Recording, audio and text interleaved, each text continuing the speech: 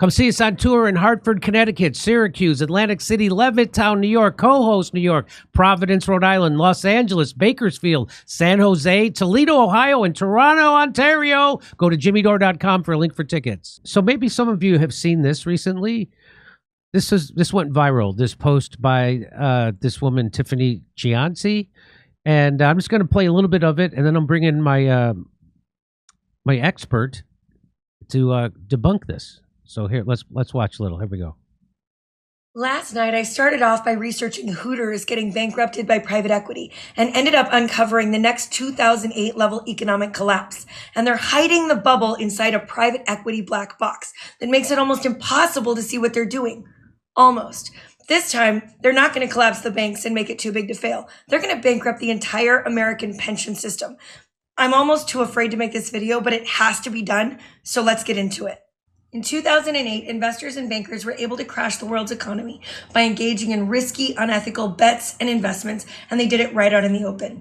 They've learned, and this time they're doing it again. Bigger investments, bigger risks, same playbook, but they're doing it behind the smokescreen of private equity in bigger numbers. They're creating a bigger bubble than before, and it's not somewhere down the road. It's here, and it's about to pop.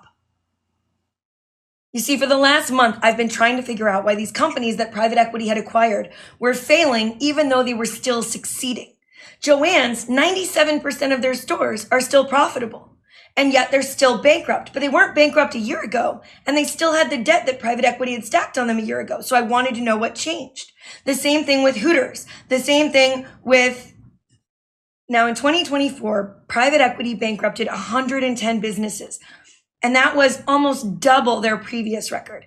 There had been huge increases in the amount of bankruptcies each year over the past 3 years. But I didn't know what had changed because private equity had held many of these businesses for several years and they were still succeeding. Until I got my hands on an economic report and an article and found a term that nobody could explain to me. The term was back-floating rate loans. I didn't know what that meant, and no article would explain it to me. So I had to go and do research in the financial prospectuses of a bunch of financial investment firms. Guys, in the last few years, private equity has taken out $3.8 trillion in adjustable rate loans. These are adjustable rate loans. These private equity firms took out adjustable rate loans. And so for the last 3 years, as our interest rates have gone up, every 30 to 60 days, the money due on the loans they stacked on top of these companies has gone up every 30 to 60 days. That's why these successful companies that private equity had acquired are suddenly bankrupt, even though they're still making money. They're bankrupt because they're paying adjustable rate loans. But it doesn't stop there. It gets so much worse because my next question is, why are the banks willing to give these risky loans to these private equity firms knowing it's going to cause them to fail? And the answer is because the banks aren't going to keep them on their books.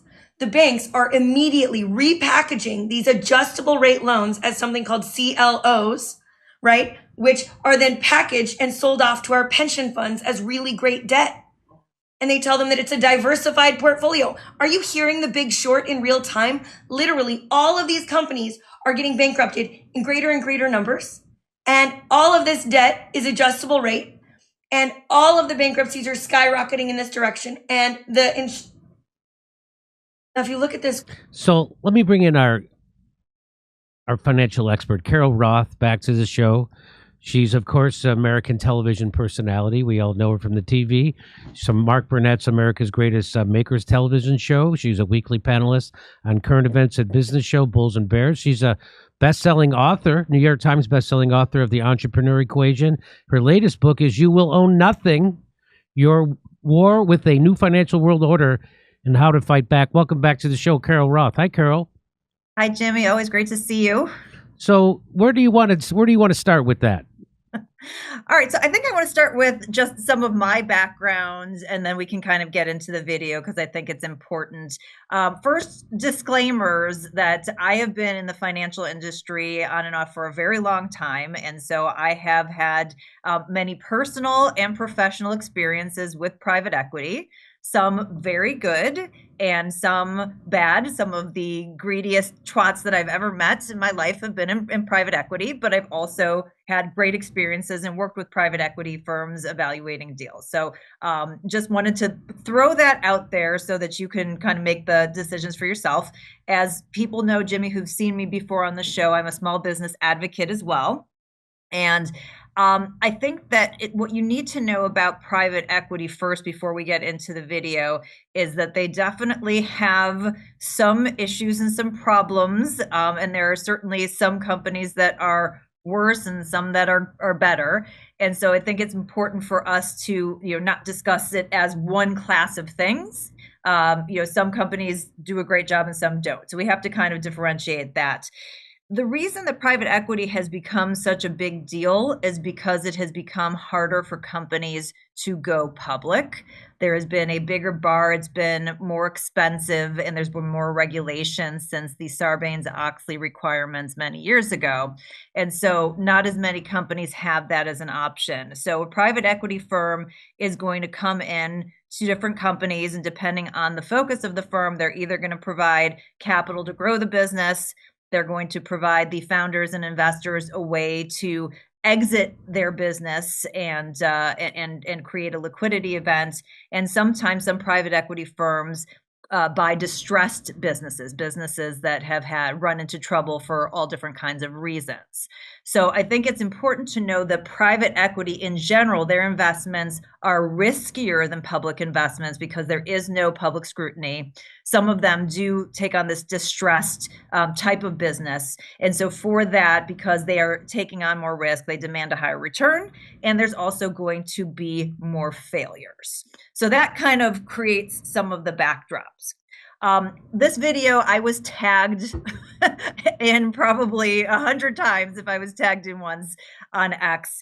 And it's a video that on one part of me, I'm really glad people are out there doing research and trying to learn things. But it's also somewhat frustrating when people don't reach out to experts, because just because they discovered something one day doesn't mean that it's not something that has existed for a long time. And when you start taking different pieces of information, you don't really understand the full picture, they create a conflation of issues. So what I do like about the video is that there are some really legitimate issues that have been floated that I think we should talk about, but it's not necessarily always the cause and effect that was brought up in the video, if that makes sense, Jimmy. Yeah. So let's start here. So she says, what if I told you Jones, which is the fabric store, as Joann's, is that how you say it? Joann's, okay. Yeah. Well, I'm a fella, so I don't know about that. So Joann's has 97% of its stores still profitable. Hooters, I know about that. I can pronounce that one. Hooters was making money. Party City, cash positive stores, and yet they're all going bankrupt. And she says, why? Well, because private equity is using a weaponized version of the 2008 playbook. So why are they, if they're profitable, why are those stores going bankrupt?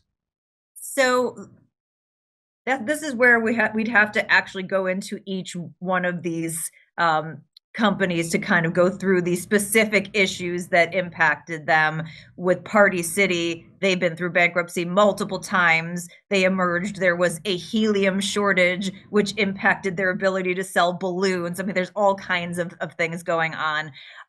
When Joann's did go into bankruptcy, I believe it was maybe the first time, but back in March 2024 in their disclosures, they did say that 96% of their stores were profitable.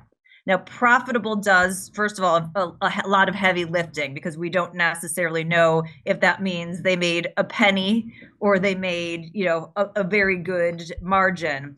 What we do know is that in the time period while they were going through their different processes, that a lot of these businesses deteriorated.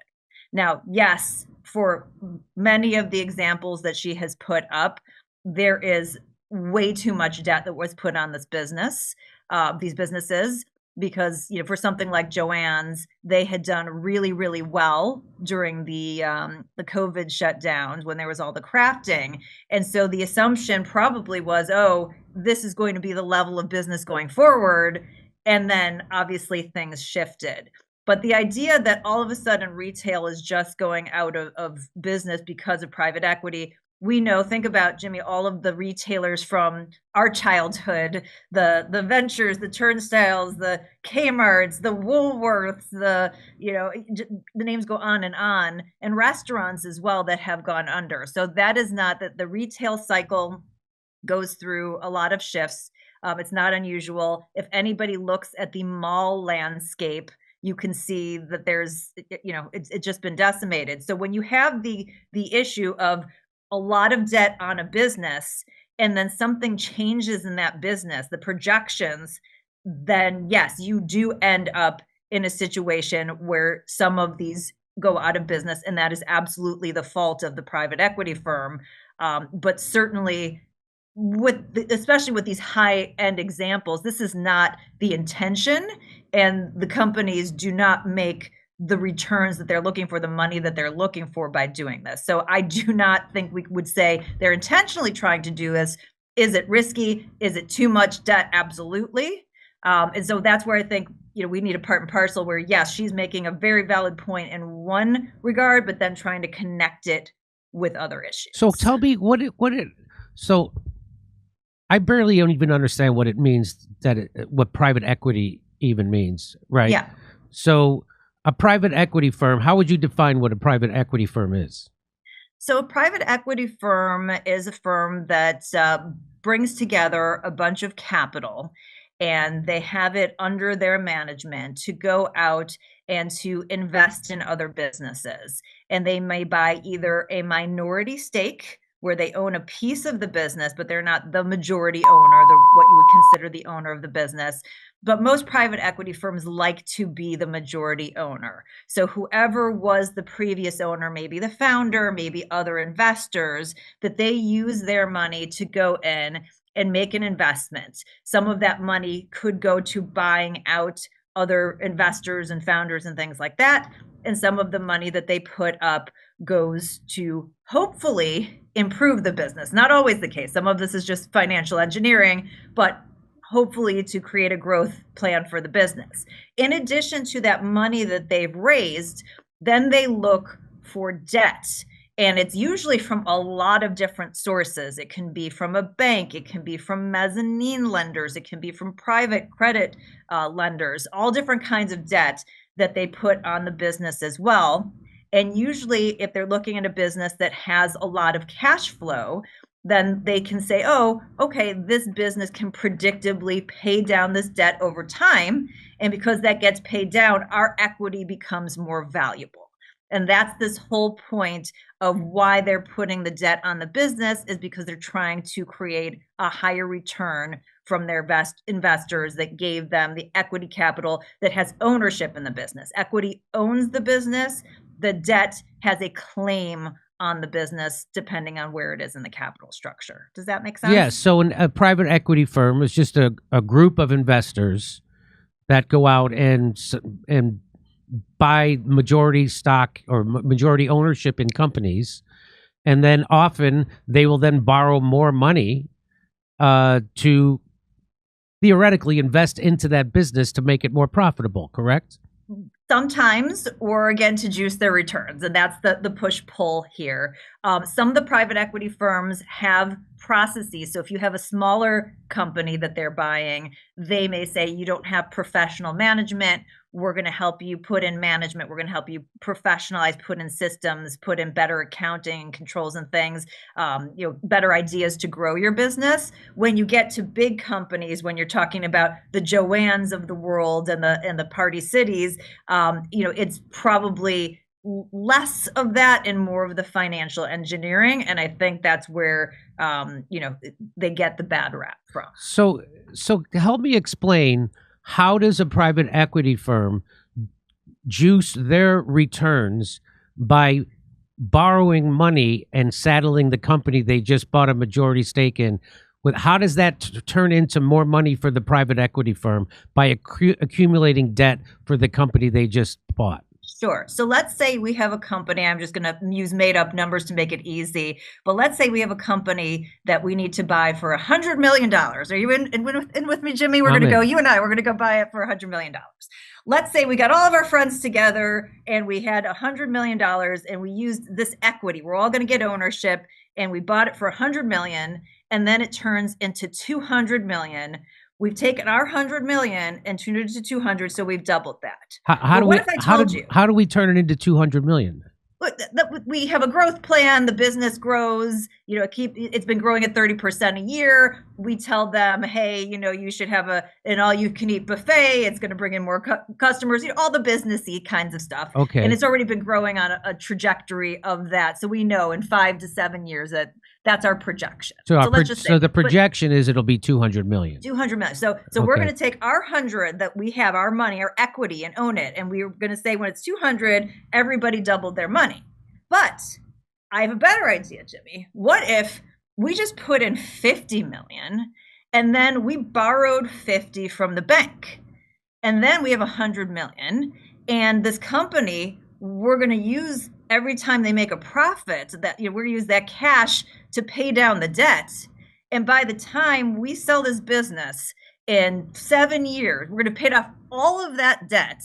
And now our 50 million is worth 200 million.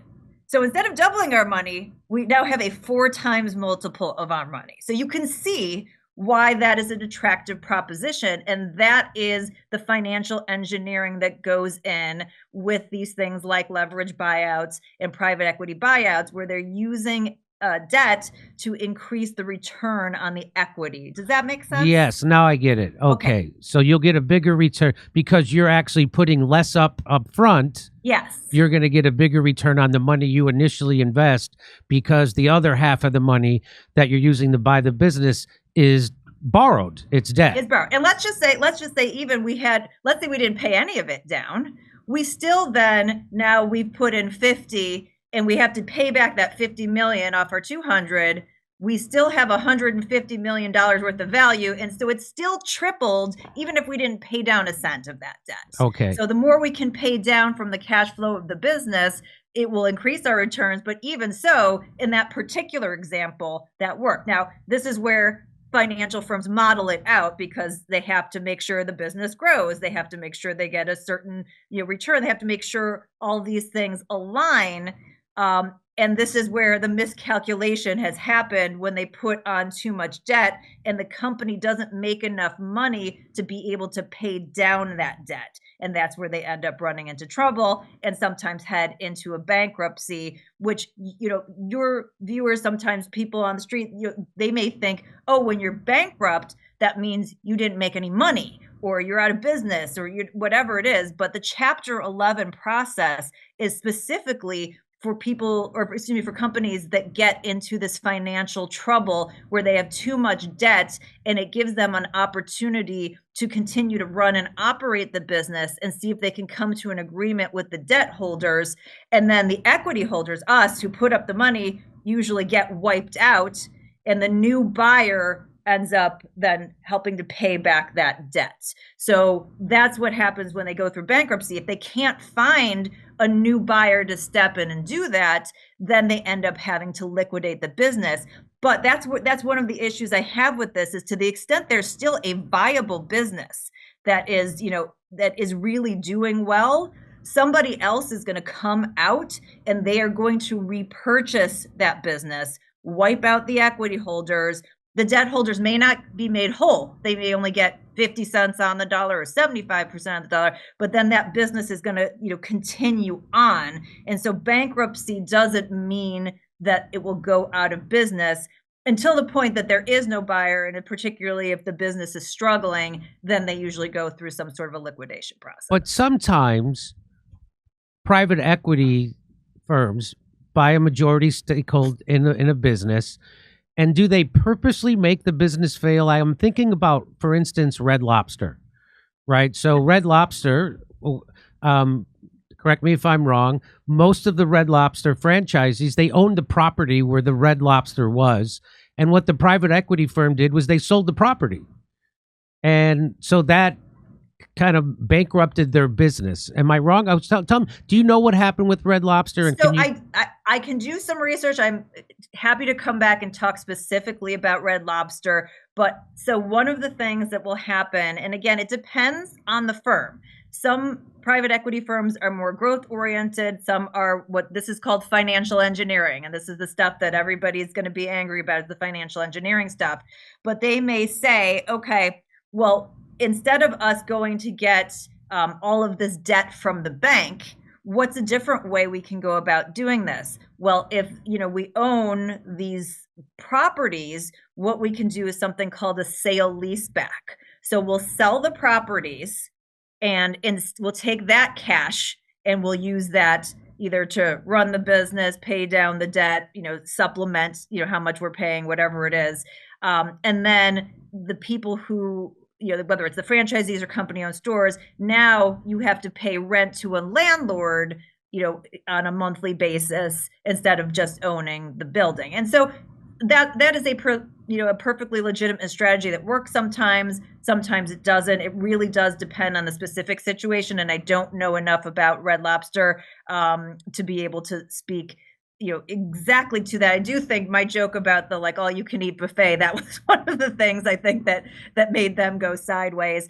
But the miscalculation does come in when the private equity firm thinks they can put a lot of debt on, and they get really aggressive with that. And then the business doesn't perform as well as they had projected. And that's where that disconnect happens. In terms of your question of, do they do this on purpose? There are definitely firms that are called, vulture capital and bad actors. But the big name companies, the companies like the Leonard Greens who are involved with Joann's, their entire business model is based on being really successful with these, because they can't go out and raise more money for their next fund from investors if they're not doing a good job.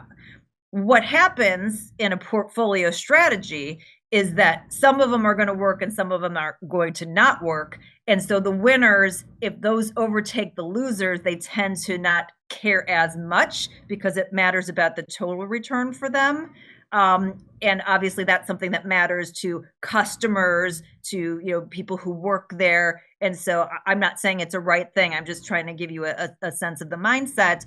But the intention of going in, they make the big bucks because they participate in the upside that we were talking about. That $50 or $100 million we were talking about putting in, they get 20% of whatever it is, or not all of them are 20, but that's kind of the industry standard. But they get a big percentage of the upside of when they go and they sell the business to the next person, or they take it public. So that doesn't bode well for them if all of a sudden they have a whole bunch of bankrupt businesses in their portfolio. So what about this new term sheet discovered?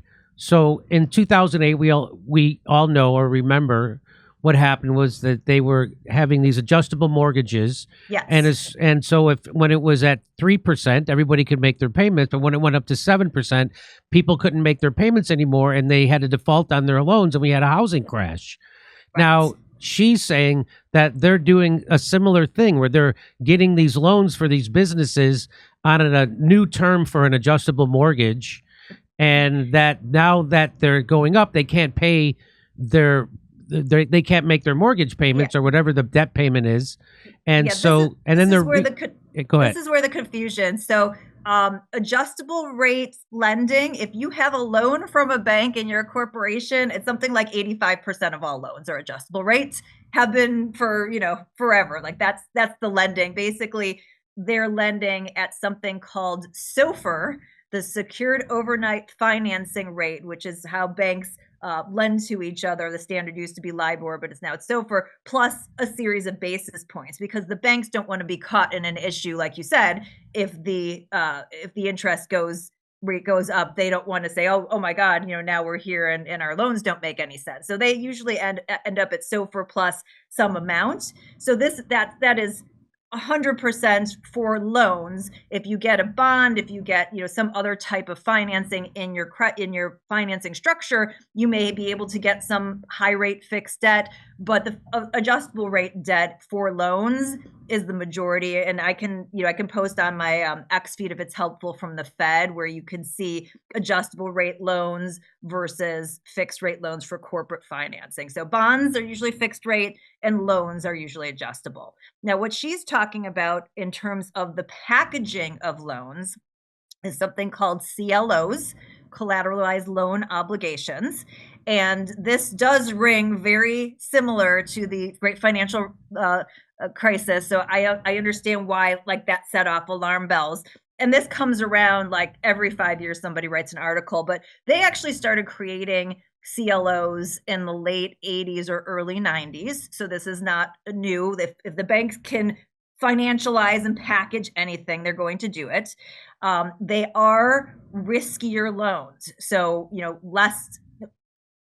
worse rated corporate debt, as well as some of this leverage buyout debt, gets packaged together and it gets sold off. It's fairly well known, even though the rating agencies are involved, and obviously they probably give them better ratings than they should, as we know their history. But it's fairly well known that these are riskier products. So that is not something where they're being told oh, this is something that's really safe. If you're investing this as an investor, an institutional investor, you should know that a CLO is made up of riskier loans, and for that they're getting a higher return. So that's part of the issue here. Now she brought up an important issue, which is that these are being sold to things like pension funds. And so before we get to that, okay. Back in the 2008, what a big part of that problem was, they would take these riskier loans, these subprime mortgages, yes, and they would have a rating agency rate them as correct AAA or whatever the rating was, yes, saying they're excellent. That's not happening now, right? So yeah, as I said, the rating agencies probably are overrating them better, but they're still known to be risky. So it's okay, it's really risky, and they're probably telling people that they're just kind of risky. The default rates have increased, but not substantially. It's not a product so far that has had a huge default rate, which doesn't mean that in the future it won't. But the big issue, just to make it clear, in the great financial crisis, great recession financial crisis, was the reason why that was such a big, horrible scenario was not just because of these CDOs instead of CLOs, the collateralized debt obligations, but because of the insurance sold against it, something called a credit default swap. And basically what happened was, for every mortgage, let's say, that's out there, they insured that some exponential amount of times. I don't know if it was 3, 5, 10, or 100. But so basically every time something failed, a whole slew of people were collecting on that multiple times. So the size of the failure ended up being exponentially bigger than the size of the industry. What I would be scared about here is, if we hear on collateralized loan obligations or any other product, commercial real estate or something, if they start with these credit default swaps and selling massive insurance that is exponentially bigger, that takes something that would have been a small, manageable, recession and turns it into a giant crisis. That was you had the flame and it just threw the match and the gas on there and went with it. So what they do is they have this loan, and then they sell insurance, and if this loan defaults, somebody will collect on that.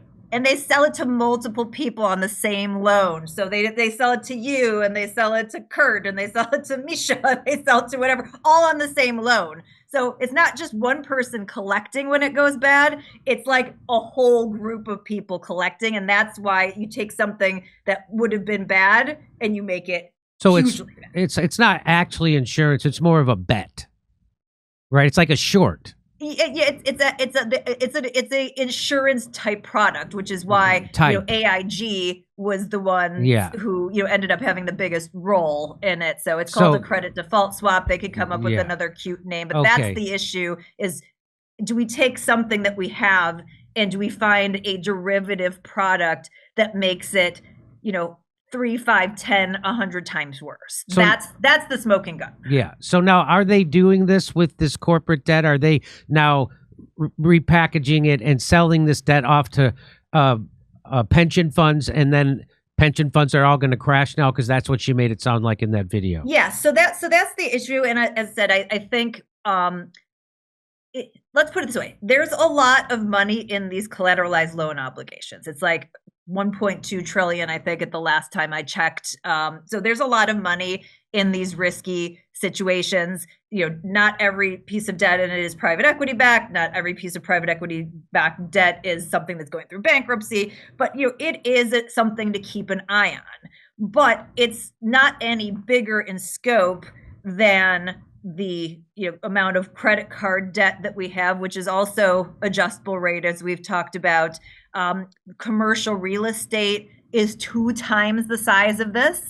And the biggest issue, Jimmy, which I actually wrote about in You Will Own Nothing, is the research I did then was from 2021, and a group called ALEC, they estimated the underfunding of pensions, the liability there at the state level. So state pensions, teachers' pensions and the like, at that point was $8.2 trillion, and that was in 2021.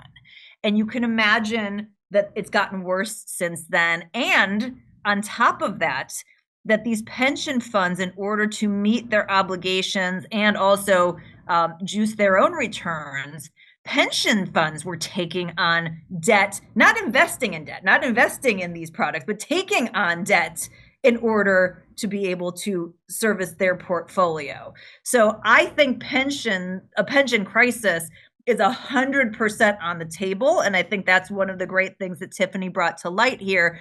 But is it really going to be private equity and CLOs that tip it in? It's not impossible, but it may be one of a slew of things, but more likely some of these other issues are going to be the bigger issues for pensions, including just the general level of underfunding. Okay, so there's one more thing I want to ask you about before. So she says Trump wants to close the loophole that makes this kind of stuff possible. The entire scam relies on a rigged tax code called the carried interest loophole. Private equity firms get taxed less than teachers and firefighters. This was the Mitt Romney example, that his secretary pays a higher tax rate than he does. Trump says he was going to close this. So tell people, what is the carried interest loophole? Okay. So first of all, anytime the word loophole is up there, it's part of the tax code. So this is the legal way that the tax code is written. And yes, it does favor folks who are in the private equity community. And this is their rationale. I'm just explaining it. I'm not giving you should agree with it or disagree with it. So it's just the explanation. So basically, the way that private equity firms get paid is they get a management fee on their assets under management, and then they get carried interest. So as I was talking about, a management fee is, Jimmy, you and I, we open up our private equity fund, we get $100 million from a bunch of people, and we get a percentage of that. Why do we get a percentage of that? Well, because we have operations. We have people who need to run financial models. We need to find deals. We have legal expenses to close deals. We're going to put in our own processes. And for our work as private equity professionals, whether you think that work is valuable or not, they get paid a fee. And that is a guaranteed fee. Usually it starts at 2%. But if it's a bigger fund, it tends to go down with the amount of assets that they have under management. Now, the carried interest piece is the other piece of their compensation that we talked about, that basically they're getting, the equivalent of equity in the deal. So instead of, us saying, okay, we're going to invest this $100 million and we're going to get shares equal to this amount, we just basically say, hey, when this gets sold, if it makes a profit, we get 20% of the upside. It's like an equity proxy. So if we went out and bought stock and that stock went up in value, because there's that risk involved, it gets taxed at the capital gains rate. the reason why people are upset with private equity getting the same benefit, even though there's risk involved, is that they didn't necessarily make the investment with their own dollars that were already taxed. And so that upside that they're getting is being taxed at a capital gains rate instead of an ordinary income rate. And that's what's called the carried interest loophole. And it does, and that's another reason. So, she's sort of contradicting herself, that obviously if they want to benefit from carried interest, they wouldn't be bankrupting businesses. They would be making them as successful as possible to try to get more of their compensation at the lower tax rate. One of the great ways to do away with this is to make everything a flat rate. Let's give us all 15% on everything. It doesn't matter what it is, and then we don't have to worry about this nonsense. But because the tax code is so complicated and everyone has their lobbying, and of course the wealthy people are going to lobby for this, this is something that a lot of people think is unfair, and so it has been a really big hot button issue. Okay, so all right, I hope that that was very helpful for me to understand, because I didn't understand anything. And so now I understand it a little better. I hope the people watching this understand it. And so when the carried interest, so for whatever reason, when you buy a stock and that stock increases in value, the money you make off that stock, you pay the capital. It's called a capital gain. The money you invest is called capital. And then the money that you make off a stock is called a capital gain. And or then if you lose money, it would be a capital loss. Or a capital loss. Right. And you're taxed at a lower rate capital gain than, say, a regular worker is taxed, or as Mitt Romney's secretary. So they somehow have rigged the tax code. So when you invest money and you make money investing, you're taxed at a lower rate than, say, a person who's just a regular worker. And people are upset about that for obvious reasons. And let me just explain that, because there is an actual reason. So if let's say, you and I go out and we make money, right? Doing our jobs, you're doing your job, I'm doing my job. And then we take that money and we invest in a stock, we're putting it at risk. So it could go up or it could go down. And that money that we're putting in the stock's already been taxed. It was taxed from our income. So when you and I make that investment, this is after tax dollars that we're putting to work in an investment, and we're taking on risk. And so for both of those reasons, that's why, and this, the same thing goes with, anybody who's investing in the stock market. It's not just wealthy people. The issue specifically is the carrying over that to private equity, because they are not using after tax dollars. Right. They are taking on risk. And so one of those elements is missing. And so that creates an issue that perhaps is more unfair. But compensating people for taking risk, and also for things that have already been taxed and the government's already gotten their greedy little hands on, it does actually make sense. Okay. Well, I appreciate you explaining that to us. And so should any of us be worrying that the pension funds are going to crash, and should I stay up night worrying about this? Or I mean, I think we should. It's definitely we should be worried about the entire financial system crashing. I mean, we have 120+% debt to GDP. We're running wartime deficits. Our pensions are underfunded. Like, this system is, on its last leg. So it's definitely something that is of great concern. And I think it's why we're seeing various, things that we might consider strange out of the current administration, because they only have so many maneuvers that they can make to try to right this ship. And at every time they try to do it, there's a new roadblock. So I do think it's a concern. It may not, it's, as I said, that the alliance, it's not necessarily private equity that's going to be the thing that tips it up, but just the fact that our pension funds at the state level are unfunded by tens of trillions. The same thing with all of our promises, Social Security, Medicare, Medicaid. There's a reckoning that needs to be had. And unfortunately, the middle and working class, have been getting screwed, and we need to make that right. But they're not going to, my prediction, and I'm not a financial person, but I do know, human nature. And my prediction is that the Trump administration is not going to cut the budget. They're not going to balance the budget. In fact, the budget that Donald Trump just pushed through Congress, the continuing resolution, increased the deficit and actually increased the Pentagon spending. So all this Doge cutting that they're doing is just window dressing, because behind the curtain, they're actually making the problem worse. Correct? Yeah, I think it's a valid concern. It's also a valid concern that I have, that if they do end up cutting through Doge, and we're seeing issues like now where the stock market is going down and people are feeling less certain, that means the government's probably going to take in less revenue, right? We took in almost $5 trillion. Part of that's from the stock market, those capital gains taxes we're talking about and all those things. When it comes down, they'll end up taking in less revenue. So even if Doge makes cuts, we could end up widening the deficit.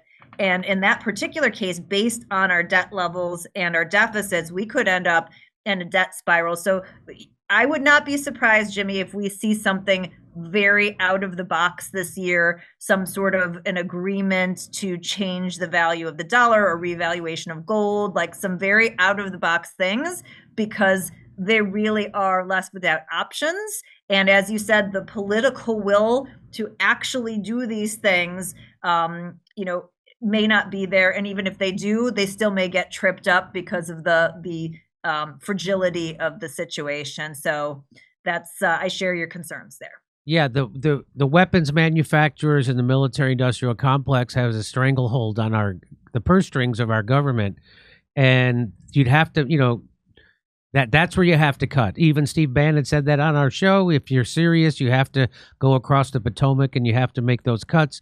They're not going to make those cuts, and I predict they will continue to money print, and they will continue to devalue the dollar. You and I agree with that. There's only so many release valves, and the most unfortunately palatable one politically is devaluing the dollar, because most people don't understand the difference between a dollar and a dollar's purchasing power. So I think that's the reality, and is why, one of the reasons why when I've come on the show before, I've talked about hedging with gold if you have the opportunity, which has now again hit all-time highs, and doing things to try to protect yourself and to be well diversified as much as possible. And I know for a lot of people, they're just struggling to get by and don't have that opportunity. So hopefully we'll get the right path, but it's going to be a tough one to get through, and I'm sure we'll be chatting about it again. Yes. Well, here's the book.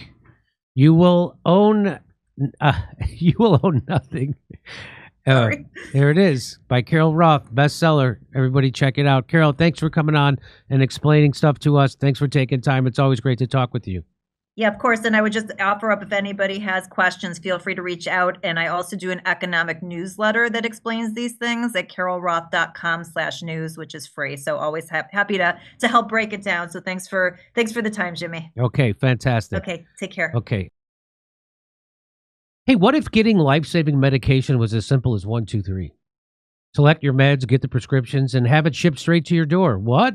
That's how easy healthcare should be, and that's exactly what All Family Pharmacy does. No more jumping through hoops to get a prescription like ivermectin, no more hassle. Just quick, easy access to the meds you need when you need them.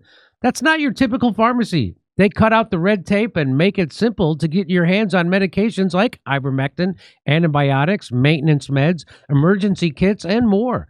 Check them out. Go to allfamilypharmacy.com/Dore. That's Dore. They work with doctors to handle prescriptions for you. Simply order online, choose the meds you need, and get them shipped right to your door in just a few days. Fast, reliable access to what you and your family needs. Go to allfamilypharmacy.com/Dore and use the code DORE10 for a 10% off your order. Isn't that nice? Get the meds you need today, because your health should be in your hands. Again, go to allfamilypharmacy.com/Dore and use the code DORE10 to get 10% off your order today. Come see us on tour in Hartford, Connecticut, Syracuse, Atlantic City, Levittown, New York, Cohost, New York, Providence, Rhode Island, Los Angeles, Bakersfield, San Jose, Toledo, Ohio, and Toronto, Ontario. Go to jimmydore.com for a link for tickets.